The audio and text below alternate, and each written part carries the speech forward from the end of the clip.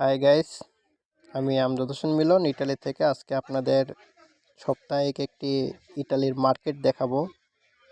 তো আমি অলরেডি কিন্তু এই মার্কেটে চলে এসেছি। তো আমার মতন হাজারো পাবলিক এখানে মার্কেট করে। তো এটা সপ্তাহে একদিন বসে আর কি। তো এটা হচ্ছে আপনার সবজি থেকে শুরু করে মাছ, মাংস, কাঁচা বাজারে যা আছে, দেখেন উনি কম্বল কিনে নিয়ে যাচ্ছে এক মহিলা। তার এখানে আছে আপনার এই যে কাপড়ের পোশাকপাতি যা যা লাগে এই বাজারটাতে সবই পাওয়া যায়।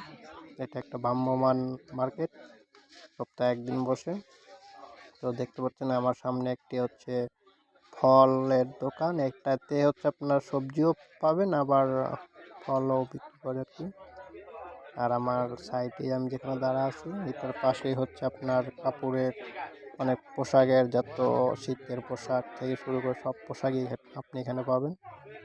আমাদের বাংলাদেশের মতন ইটালি তো আপনার সপ্তাহের যে মার্কেটটা এটা পাওয়া যায় ইটালিতে।